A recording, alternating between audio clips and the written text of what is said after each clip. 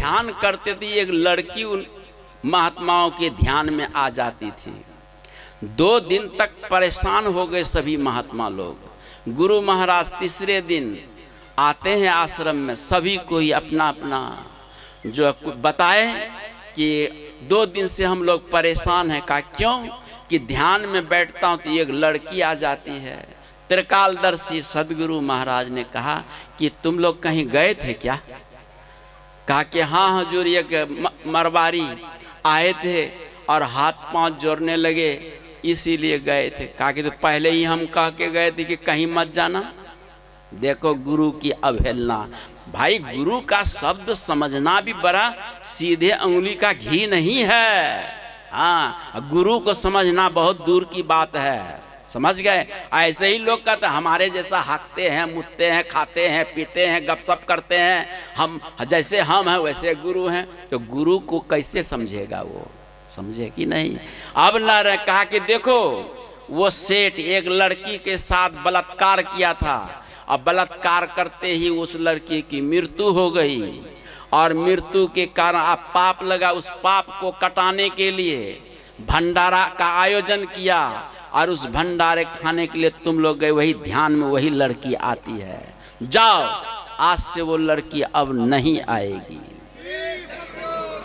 ये है गुरु की कृपा, ये है गुरु की दया। और जब ध्यान में बैठे तो जिससे परेशान थे अब वो नहीं है, वो आते नहीं। इसीलिए भैया गुरु की कृपा दया का पात्र बनिए, और गुरु की कृपा दया रात दिन बरसती है। और ऐसी बात नहीं हमसे वो दूर है, समझे? हमारे ही पास में गुरु है। गुरु को खोजने के लिए हम कहाँ जाएं? हमारे ही पास में है। बस हमें पात्रता सिद्ध करनी पड़ेगी। पात्रता जब सिद्ध हो जाए, विवेकानंद की तरह 1893 ईस्वी में शिकागो में जब वो भाषण दे रहे थे, तो कैमरा वालों ने, वो फोटोग्राफर वालों ने फोटो जब लिया तो रामकृष्ण परमहंस जी महाराज का भी हाथ पीछे में छप गया उसमें फोटो में। अब बताओ रामकृष्ण परमहंस जी महाराज कहाँ पर हैं? दक्षिणेश्वर काली कलकत्ते वाली में है, कलकत्ता में है, और गुरु जी का हाथ अमेरिका कैसे पहुंच गया? इसलिए गुरु का हाथ बहुत बड़ा लंबा है, समझना बहुत मुश्किल है। और एक कथा, एक कहानी कह करके मैं अपनी वाणी को विराम दूं। विषय बहुत गंभीर है, घंटों इसका घटने वाला विषय न है। अब इस शास्त्र का तो ये कोठो श्लोको हम नहीं बोले हैं, करें क्या? लेकिन कुछ हम ऐसे, क्योंकि साधारण अनपढ़ी एक माँ सुबह आई, कहा कि बाबा कल जो दवाई बताए थे हमको लिख दीजिए। हम कहे कि तुम काहे ने लिख का पढ़ना नहीं जानती हो? बताओ यहाँ संस्कृत, अंग्रेजी, उर्दू, फारसी, मलयालम, कन्नड़, तेलुगु भाषा में बोलेंगे तो क्या समझ में आएंगे? उनकी भाषा में प्रवचन करना पड़ेगा, तब कहीं लोग समझ पाएंगे। इसीलिए बड़े बड़े विद्वानों से निवेदन है कि हम देहात में, क्षेत्र में जाते उनकी भाषा में हम प्रवचन करें, ताकि उनके हृदय में हम उतर जाएं। क्या है?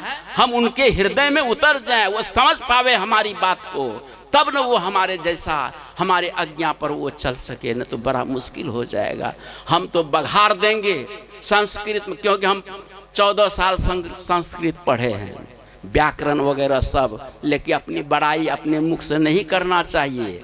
हाँ, ये श्लोक की कविताएं भी हम करते हैं, बात समझ रहे हैं, लेकिन क्यों हम इस सर्वसाधारण भाषा बोलते हैं? कारण कि वो इस श्लोक बोले, वो कहते हैं ना कि भैंस के आगे बिम बजाए भैंस गए पौघराए वाली बात है। इसीलिए सरल मने कठिन से कठिन विषय को सरल बनाकर हृदय में उतार दें तो बड़ा हम लोगों को लाभ मिलेगा, बहुत खुशी मिलेगी कि हाँ अमुक महात्मा आए और हम बहुत समझे, बात समझे। तो एक रघुवर लाल दास जी थे, बंगाल के राजा थे, चैतन्य महाप्रभु के शिष्य थे, और गुरु भक्ति के चलते राजपाट छोड़ दिया, आश्रम में आ गए। आश्रम के लोगों ने उनका सम्मान करना शुरू किया, कहा कि तो हम आए सेवा करने, उल्टे हमारी सेवा लोग कर रहे हैं। फिर वो अपना आश्रम छोड़ करके दूसरे आश्रम में चले गए, रघुवर लाल दास जी। वहाँ सुने कि चैतन्य महाप्रभु का शिष्य है और बंगाल का राजा है, वहाँ तो और उनकी सेवा खिदमतें होने लगी।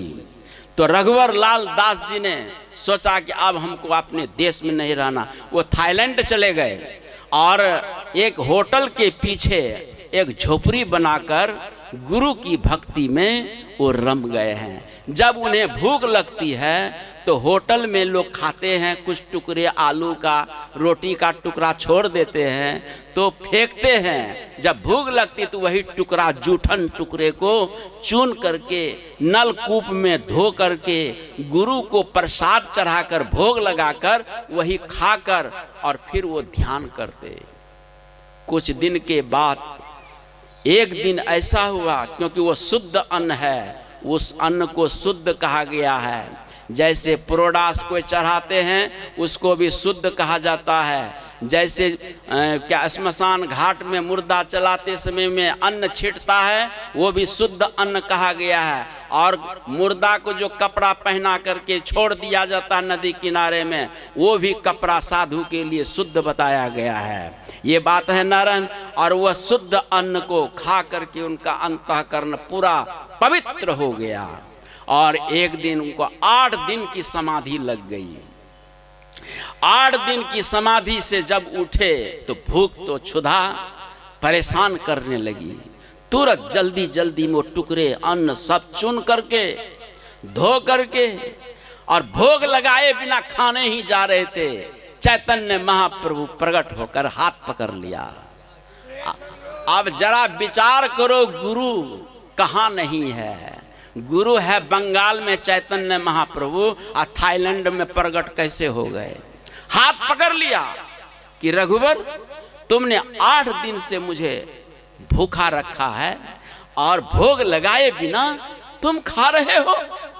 और उसी समय में रघुवर लाल को आत्मज्ञान हो गया है, ब्रह्म ज्ञान हो गया है गुरु कृपा से। इसीलिए गुरु करुणा है ना। जब हम गुरु करुणा में उतरेंगे भक्ति में तो हम कहीं भी रहेंगे। कुप्पा घाट रहने की जरूरत नहीं है। कुप्पा घाट मेरे लिए सब जगह है। कहाँ है? सब जगह। गुरु केवल फोटो में नहीं, केवल कुप्पा घाट में नहीं। गुरु शब्द का अर्थ व्यापक होता है, विभु होता है। और उस विभु में हम जहाँ भी बैठेंगे गुरु हमारे वहीं पर है। बात समझ में आई? तो इस तरह से गुरु शब्द का अर्थ बहुत व्यापक है। गुरु और हरि, अभी गुरु महाराज के पद में सुने न, गुरु हरि चरण में प्रीति हो युग काल क्या करे। हरि और गुरु 2 ही शब्द है, तीसरा कुछ नहीं है जगत में। हरि का ध्यान करो या गुरु का ध्यान करो, और दोनों का अर्थ एक है। हरि हिरिये धातु से व्याकरण में हरि शब्द निष्पन्न होता है, जिसका अर्थ होता हरति पापानि इति हरि, जो पापों को हरण कर ले। जिन हरि का ध्यान करने से, नाम स्मरण करने से वो भक्त के अंदर से सब पाप कलमश दोष मिट जाता है। और गुरु का अर्थ क्या है? तो गुरु निगरने धातु से, पाणिनि के धातु पाठ में गुरु निगरने धातु है, और उससे और गुरु शब्द बनता है।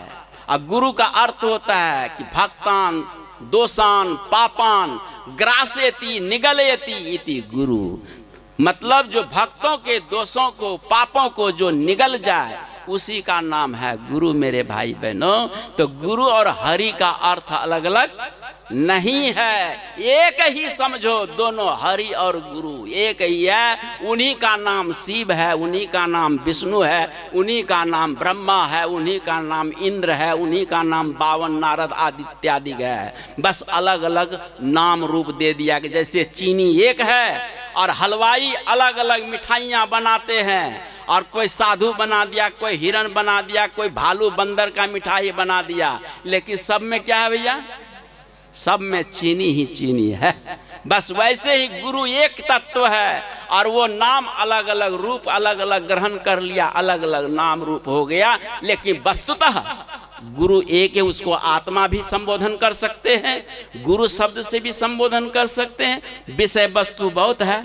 फिर अपराह्न काल मिलेंगे। बोलिए श्री सद्गुरु महाराज की जय।